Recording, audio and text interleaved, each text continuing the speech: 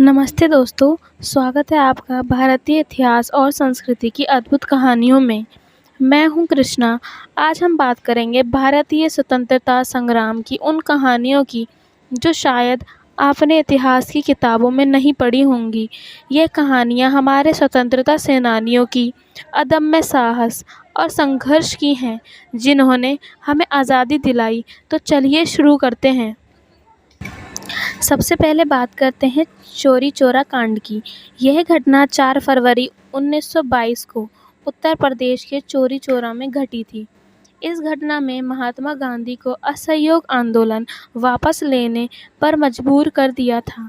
हुआ यह था कि ब्रिटिश पुलिस ने एक बार विरोध रैली पर गोली चला दी थी, जिससे गुस्साए लोगों ने चौरी चौरा थाने में आग लगा दी और 22 पुलिसकर्मियों की मौत हो गई।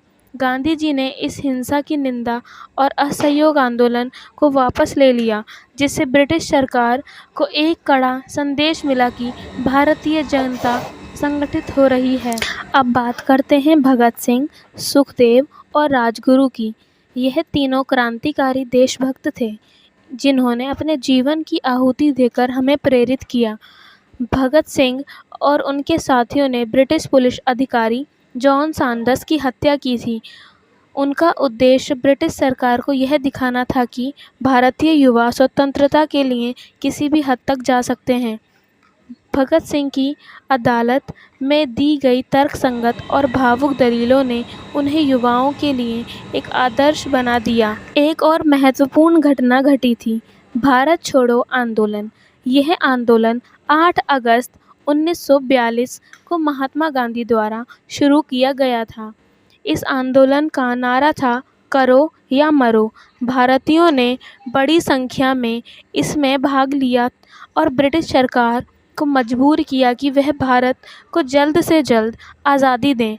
इस आंदोलन में महिलाओं की भी अहम भूमिका रही।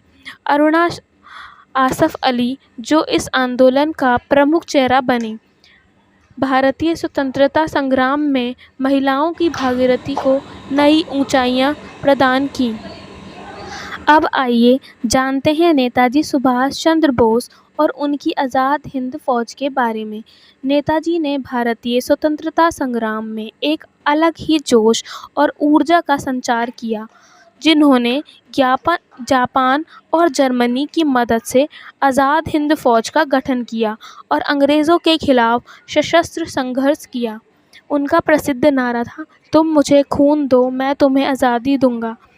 उनकी फ़ौज ने अंडमान और निकोबार द्वीप समूह पर कब्जा भी किया था। दोस्तों, भारतीय स्वतंत्रता संग्राम की ये कहानियाँ हमें यह सिखाती हैं कि हमारे पूर्वजों ने कितने संघर्ष और बलिदान के बाद हमें आज़ादी दिलाई। हमें उनकी कुर्बानियों को याद रखना चाहिए और कहानियों से प्रेरणा लेनी चाहिए।